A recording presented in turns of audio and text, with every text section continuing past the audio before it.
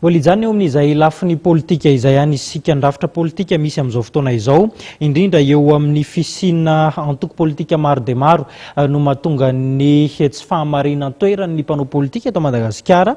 Raha ny fanazavana nentin'ny mpahay politika iray Andriamatoa Rasolo André tokony hivondrona anatina federasiona anankiray ny mpanao politika mba hisiny izay fahamarinana toerana izay araka izao fanazavana izao. Ny rafitra politika misy indrindra amin'ny fitantanana ny antoko politika no mitarika ny tsy fahamarinana toerana politika eto Madagasikara araka ny fandiniany mpahay politika Rasolo André. Sarotra ny azon'ny mpitondra fahamarinana toerana raha mbola anjatony antoko politika mijoro. Ho an'ny Rasolo André, ilaina ny ivondrona ny antoko politika ao anatina federasiona mba hatongavana amin'ny fahamarinana toerana ny fitondrana mifanesy. Raha tsy misy ilay fahamarinana toeran'ny fanjakana dia tsisy zavatra mandeha fa kotan-davitsika. Ka ny fahamarinana toerana koa tsy milaza hoe fanaka-tsakanana ny hafa tsy aboaka ny heva. Tsy hoe lasa tokantsaina sy tokam-pony malagasy tsy izay mihitsy, fa hoe mifanaja ao anatin'ny rafitra izay misy araky ny lalàna velona izay misy eto amin'ny tany sy ny fanjakana.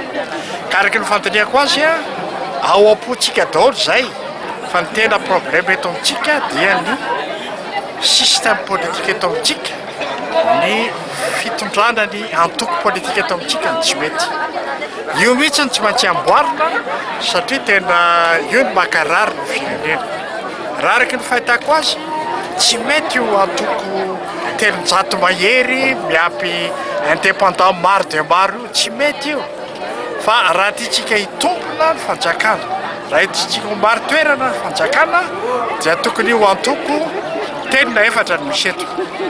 Fédération na parti zany ny tokony atao. Fédération na parti mitambatra ireo antoko majinijinika efa misy amin'izao fotoan'izao rao ao anatina fédération anankiray. Ny atsindray mitambatra anaty fédération anankiray. Raha misy fédération na parti telo na efatra eto milaminy ity tany ity.